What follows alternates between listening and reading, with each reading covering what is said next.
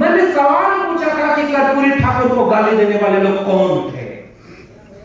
मैंने ये सवाल पूछा है कि राम नरेश यादव जब उत्तर प्रदेश में मुख्यमंत्री थे तो राम नरेश वापस जाओ, वापस जाकर भैंस चराओ, ये बात कहने वाले लोग कौन थे।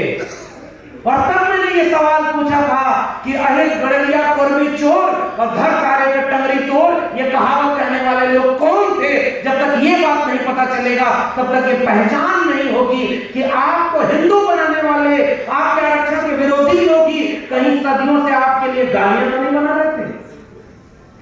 अभी जुलाहा समाज के साथी थे, उनका नाम बोल रहा हूं, उन्होंने जुलाहा समाज के ऊपर जितनी कहावतें बनी और गालियां देते हुए कहावतें बनी उसका जिक्र यहां पर किया। बढ़ जात बतियौला से छोड़ जात बतियौला से। मैं एक ऐसे भारत का सांस्कृतिक इतिहास पढ़ना और आने वाली पीढ़ियों को पढ़ाना चाहता हूं जहां आपको आपकी पहचान के नाम पर अपमानित किया गया, जलील किया गया और दूसरी तरफ आपको सत्ता, संसाधन और हिस्सेदारी से वंचित कर दिया गया। और वो लोग कौन थे? कर्पूरी ठाकुर किस समाज के आते थे? राम नरेश कौन थे? और आज भी वो गालियां हैं। और इसलिए मैं कह रहा हूं बहुजन संसद का जो एजेंडा है वो एजेंडा इन गालियों, अपमान और जलालत की बात भी हिसाब लेने की करेगा और दूसरी तरफ इसकी आड़ में जो सत्ता, संसाधन और हिस्सेदारी से वंचित किया गया उसे भी क्लेम करने का एजेंडा है। इसलिए मैं इस संसद को बहुत जरूरी संसद मानता हूं और इसलिए मैं ये बात कह रहा हूं, अपमानित किया, जलील किया, तब वो हिंदू नहीं थे। उत्तराखंड में एक महिला जब खाना बना के खिला रही है, वो कहने लगे कि सवर्ण बच्चे की ये महिला दलित है, इसके हाथ का बना खाया नहीं खाएंगे। तो वो कहां गए? यत्र नार्यत्र पूज्यन्ते रमन्ते तत्र देवता। क्यों नहीं बोला हाथरस में जब बेटी को उनके घर वालों के इजाजत के बगैर आधी रात को पेट्रोल डालकर जला दिया और अब फैसला आ रहा है कि उन दोषियों को बरी किया जाएगा, 1 या 2 को आरोपी बनाया गया। और उसकी मां कह रही है कि यहाँ खुलेआम एक जाति का आतंक है, न्याय हमें नहीं मिला। क्यों नहीं कोई हिंदूवादी संगठन उस हाथरस की पीड़िता की मां की पुकार सुन पा रहा है? कोई जितेंद्र मेघवाल के पास घर क्यों नहीं गया? कोई दर्शन सोलंकी और रोहित गमुला के घर क्यों नहीं गया? अगर ये सारे हिंदू थे तो क्यों इनके साथ अन्याय हुआ? और इसलिए इस देश के लोगों को यह बात बताना जरूरी है कि केवल मंदिर, मस्जिद केवल धर्म के नाम पर, हिंदू के नाम पर इसलिए भटकाया जा रहा है क्योंकि ऑक्सफैम की रिपोर्ट कह रही है कि इस देश के 1% लोगों के पास 40.5% संपत्ति का कब्जा हो गया है और 50% लोग केवल 3% संपत्ति पर गुजारा कर रहे हैं। मैं जानना चाहता हूं कि वो जो 1% लोग इस देश के 40% पूंजी कब्जा कर लिए हैं, उनकी जाति, उनका मजहब और उनका लैंगिक भेदभाव क्या है? अगर ये नहीं जाने तो हमें पता ही नहीं चलेगा। चौधरी छोटूराम के शब्दों में कहूं कि लुटेरा कौन है जो कमेरा लोगों की पूंजी लूट रहा है। और इसलिए इस संसद को मैं बहुत जरूरी संसद मान रहा हूं कि आपको अपमानित भी किया और आप अपने अधिकार को जैसे ही मांगने के लिए तैयार हुए वैसे ही फिर धर्म, मंदिर, मस्जिद और पीछे से आपकी सारी संपत्ति, शिक्षा, रोजगार सब कुछ उन्हीं प्राइवेट हाथों में बेच दिया है। और अगर आप ऑक्सफैम की रिपोर्ट को थोड़ा एक्सटेंड करिए तो पता यह चलेगा कि 5 से 7% लोगों के पास इस देश में 95% पूंजी का कब्जा है और आप 95% लोग केवल 5% पूंजी, 10% पूंजी पर गुजारा कर रहे हैं। और ये भारत अगर सबका है तो आजादी का अमृत महोत्सव मनाने का दावा करने वाला वो प्रधानमंत्री, मैं उससे सवाल करना चाहता हूं जिन्हें चुनाव के वक्त याद आता है कि मैं ओबीसी मां का बेटा हूं। और अली अकबर साहब, आपकी इस मुहिम पर मैं क्या कहूं, ये सबसे जरूरी मुहिम है क्योंकि वो हमारे एक शेर है कि हर आदमी में होते हैं 10-20 आदमी, जिसको भी देखना हो कई बार देखना।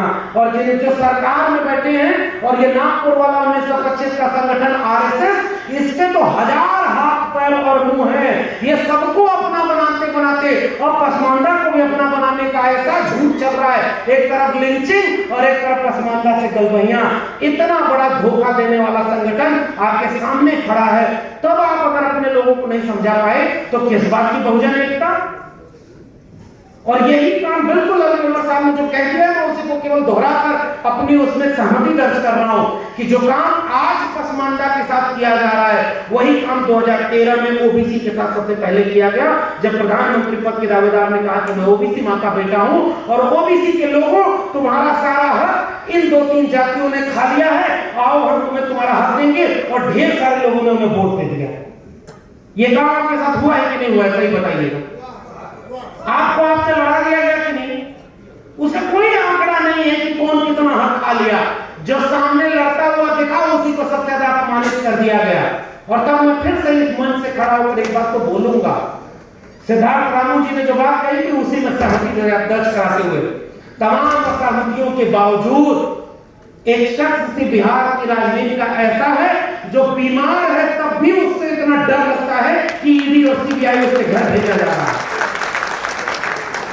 और आप उससे डर रहे हो। आप दूसरे तरीके से नाम लेते हैं, आप तो दुनिया में आपके नाम का डंका बज रहा है, और ऐसे प्रधानमंत्री उनके घर के छोटे छोटे बच्चों पर ईडी और सीबीआई की जांच करा रहे हैं। मुझे लगता है कि आपका भी सूरज डूब रहा है क्या, कि आप इस हद तक निर्मम और निर्दयी होते चले जा रहे हैं। किस बात का? और ऐसी वॉशिंग मशीन बीजेपी बन गई है भाई, महाराष्ट्र में सांसद विधायक खरीद लो। एक को कहा ना वो जेल में जाएंगे चक्की पीसिंग, और आधी रात को गठबंधन करके उनके साथ शपथ ग्रहण करवा लिया। तब वो चक्की पीसिंग कहां गया भाई? जो कह रहे थे कि राष्ट्रद्रोही है, देशद्रोही है, कश्मीर में उनके साथ गठबंधन कर लिया, तब वो कहां चले गए? नॉर्थ ईस्ट से लेकर के बंगाल तक, दक्षिण भारत से लेकर के यूपी और बिहार तक, जब जो उनकी पार्टी में चला गया उसके कोई मुकदमा नहीं, कोई सीबीआई ईडी की रेड नहीं, और जो डट कर खड़ा हो गया उसके ऊपर रेड पड़ रही है। ऐसी वॉशिंग मशीन, मुझे लगता है कि वो जो हमारे एक शब्द होता है बहरूपिया कोई खराब शब्द नहीं है। मैं तो बिहार में हूँ, थोड़ा सा कैसे बोल ले रहा हूँ, यूपी में होता तो हो सकता है इस पर भी मेरे ऊपर मुकदमा लगा देते कि आपने किसी को बहरूपिया बोला। अरे हमने थोड़े बोला, वो एक मुशायरे का वाकया है बड़ा महत्वपूर्ण। वो हमने एक जगह कहा कि भाई वो कोई आपके सामने कोई 8 हाथ की महिला अगर बाहर आ जाए तो पूजा करोगे कि भागोगे, इसके ऊपर नाराज हो गए सर। मैंने कहा तो मैंने किसी का नाम ही नहीं लिया। वो बोला कि भाई मुशायरे में एक शायर ने पढ़ा कि देश की सरकार चोर है, तो पुलिस आ गई और कहा कि आपके ऊपर मुकदमा है क्योंकि आपने कहा कि देश की सरकार चोर है। तो शायर ने बोला कि हमने ये थोड़ा ही बोला है कि हमारे देश की सरकार चोर है, कि जर्मनी की चोर है, कि अमेरिका की चोर है। तो कहा कि आप हमें इतना मूर्ख समझ रहे हैं कि हमको नहीं पता कि इस देश की सरकार चोर है। तो अब मैं तो इशारे में बात कर रहा हूं, और ये बहुत वैचारिक और बहुत शानदार मंच है। मैं सबसे पहले और सबसे महत्वपूर्ण बात कर रहा हूं, एक बहुत बड़ा धोखा इस देश में किया जा रहा है जो धर्म की आड़ में हमारी हक हुकूक और हिस्सेदारी को छीनने का धोखा है। और इसलिए मैं पिछली बार भी आया था जब IMF हॉल में था, हमें अभी और मजबूती से आगे बढ़ना होगा। और उन जातियों से मेरा एक ही सवाल है, आपका वोट तो ले लिया, जंगल की लकड़ियों को कुल्हाड़ी ने यह समझाया कि तुम हमारा साथ दो क्योंकि मेरी कुल्हाड़ी में लगी मूठ तुम्हारी लकड़ी की ही तो है। और उन जंगल की लकड़ियों ने कुल्हाड़ी का साथ दिया, और जब तक वो समझते तब तक जंगल की सारी लकड़ियां काटी जा चुकी थी। आपकी हमारी जाति के लोगों को कभी 12 मंत्री बनाकर, कभी 27 ओबीसी कैबिनेट मंत्री बनाकर, कभी राष्ट्रपति बनाकर, कभी जो है राज्यपाल बनाकर ये कहा जाएगा कि असली सामाजिक न्याय तो बीजेपी कर रही है। और उसके पीछे से आप कहोगे जाति जनगणना होनी चाहिए, तो वो कहेगा जाति जनगणना होगी तो जातिवाद बढ़ जाएगा, और वो जाति जनगणना का विरोध करेंगे। और जैसे ही आप कहेंगे कि आरक्षण होना चाहिए, आपके आरक्षण को खत्म करने के लिए सारे सरकारी संस्थानों को निजी हाथों में बेच देंगे और ईडब्ल्यूएस आरक्षण लागू कर देंगे, और आप कहेंगे कि सामाजिक न्याय तो बीजेपी कर रही है। जैसे ही आप कहेंगे कि सबको शिक्षा होनी चाहिए क्योंकि बहुजन एजेंडे का सबसे प्राथमिक काम शिक्षा का काम है, और तुरंत वो कहेंगे कि नई शिक्षा नीति में शिक्षा बिक गई है, 40% सिलेबस ऑनलाइन मोड में है, और अब हमारे देश के विश्वविद्यालयों में ऑक्सफोर्ड कैम्ब्रिज यूनिवर्सिटी के कैंपस खुलेंगे, हमारे देश के स्कूल कॉलेज के विद्यार्थी जाएंगे विदेश पढ़ने, और ये सब करते करते फीस इतनी बढ़ जाएगी कि इलाहाबाद विश्वविद्यालय में पिछले दिनों विद्यार्थियों ने आंदोलन किया कि 400% फीस बढ़ा दी गई, और कुलपति ने कहा कि यूजीसी ने कहा है कि जितना पैसा आप विद्यार्थियों से लेंगे उससे उतना पैसा हम आपको लोन देंगे।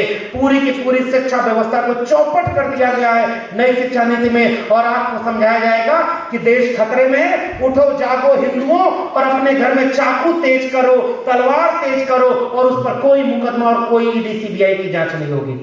तब मैं आपसे कहने आया हूं, बहुजन एजेंडे का सवाल है कि चाकू और तलवार के दौर में, त्रिशूल बांटने के दौर में मैं आपसे गुजारिश करने आया हूं कि पुरखों ने बड़ी मुश्किल से हाथ से कुदाल फावड़ा छीन करके श्रम करने वाले हाथों को उनमें से हथियार निकाल करके कलम और किताब पकड़ाई थी, और इन जालिमों ने नई शिक्षा नीति के नाम पर कलम और किताब को बेच दिया है। अगर हम वो भी नहीं बचा पाए तो इस बहुजन एजेंडे और इस संसद का कोई मतलब नहीं। तो पहली बात संसाधनों की मैंने की, दूसरी बात शिक्षा की, और ये शिक्षा बिक गई है। ये ठीक बात है कि बिहार में पिछले दिनों बिहार के शिक्षा मंत्री ने एक विवादित बात कही, उनकी भाषा में कहूं, उन्होंने मुझे बताया कि ये बात तो आज पता नहीं क्यों ये सब उठा रहे हैं, हम तो 25 से 28 साल से अपने इलाके में जागरूकता फैला रहे हैं कि भाई इन धर्मों के लिहाज से तो आपको पाखंडी बनाया गया। मैंने कहा बहुत सही आपने काम किया है। अब मुझे भी मौका मिला है क्योंकि मैंने तो तुलसीदास पे पीएचडी कर रखी है, और तब मैंने कहा कि मामला केवल एक तो चौपाई का नहीं है। और आज लोग कहेंगे कि ये चौपाई की बात ये सांस्कृतिक विमर्श है, जहां से मैंने बात शुरू की। जाति के नाम पर गालियां बनाने वाले लोग अपने ग्रंथों में क्या लिख रहे हैं, उन जातियों का नाम लिख रहे हैं, जेबर नादन तेली कुमारा सपच के रात कोल कलवारा, सकल ताड़ना के अधिकारी। हमारे यहाँ तो उत्तर प्रदेश में एक बाबा मुख्यमंत्री, वो कह रहे हैं ताड़ना का अर्थ शिक्षा देना, जबकि खुद वो अच्छे से तारीफ नहीं हुए हैं क्योंकि उन्होंने तो संन्यास ले लिया था। उनका ताड़ना से कोई अर्थ नहीं है, लेकिन शिक्षा ऐसे दे रहे हैं कि जैसे सबसे प्रकांड विद्वान वही है। ये बहुत बड़ा खतरा हमारे सामने था। अगर उनकी परिभाषाएं आज के दौर में भी सही साबित हो गई ना, तो आगने वाले वक्त में कभी आप इस पर सवाल भी नहीं खड़े कर पाएंगे। ये इस विमर्श का सबसे बड़ा नुकसान है। और वो सदन में खड़े होकर कह रहे हैं कि इसका अर्थ ताड़ना का अर्थ शिक्षा देना। तो हमने भी कहा कि कुछ दिन अपनी जाति के लोगों को भी लिख कर रखवा देते, अशिक्षा का रेट तो उधर भी बहुत ज्यादा है, अपनी और नारी को क्यों रखवाया। इसलिए विमर्श का मतलब क्या है, कुछ विमर्श ऐसे हैं जो लगातार चलते चले आएंगे, और इसको कोई लगातार इस पर बात करते रहनी होगी। जहां जहां अपमान जलालत कही गई है उसके लिए कठिन सवाल पूछे जाने होंगे, तो उस कठिन सवाल के बीच से आपका विमर्श उभरेगा। जब पसमानदा आंदोलन के लोगों से मैं पहली बार वाकिफ हुआ और उस नारे को पढ़ा, अली अनवर साहब और हमारे तमाम मित्र खालिद अली अंसारी और तमाम लोग, उन्होंने लिटरेचर मुहैया कराया, दलित पिछड़ा एक समान हिंदू हो या मुसलमान। इससे बड़ा सांप्रदायिकता की काट और कहां होगी। इसलिए मैं इस बात का समर्थन करता हूं। अन्याय अत्याचार तो बियॉन्ड रिलीजन है, और वहां पर आकर के, और अभी जब ये सांप्रदायिकता की बात कर रहे थे, उन्हीं खालिद अली अंसारी ने एक आर्टिकल मुझे भेजा था कि सांप्रदायिकता में लिंचिंग के शिकार 300 लोगों में से सारे के सारे लोग पसमानदा तबके के थे।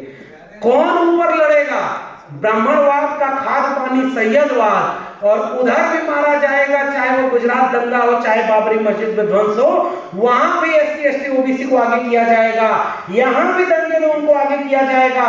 इधर भी मारने और मरने वाले यही, उधर भी मारने और मरने वाले वही, और दोनों तरफ के थोड़े से लोग अपने बच्चों को ऑक्सफोर्ड कैम्ब्रिज भेज देंगे पढ़ने के लिए, या तो उनको कोल खदान और व्यापारी बना देंगे, और या तो अमित शाह के बेटे की तरह जय शाह बना देंगे कि करोड़ों करोड़ रुपया कमा के बिना बैट बॉल हाथ में पकड़े BCCI का चेयरमैन बन जाएगा। हमारे आपके बच्चे दंगे में मारे जाएंगे। इसलिए तीसरी सबसे महत्वपूर्ण बात, बहुजन संसद पूरे देश में इसलिए चलाना जरूरी है कि धर्म के नाम पर जो सांप्रदायिकता है उसकी काट यही बहुजन आंदोलन और बहुजन विचार है। इसलिए मैं इस आंदोलन और इस समर्थन करता हूं। भाई जैसे ही हम ये सवाल पूछेंगे वैसे ही सांप्रदायिकता धराशायी हो जाएगी। इसीलिए आपने गौर किया, ये रामचरितमानस वाले प्रकरण में बहुत हिम्मत नहीं हुई किसी के सामने से खुलकर बात करने की। बस ये है कि हमारे लोग जो गाली खाएं, अभी उन्हें थोड़ा समझाने की जरूरत है। 69,000 शिक्षक भर्ती घोटाला हमारे यहाँ हुआ। उस घोटाले में जब ओबीसी को रिजर्वेशन 27% की बजाय 4.81% मिला, तो मैंने एक सवाल पूछा कि ओबीसी समाज के, अति पिछड़े समाज के लोगों, आपने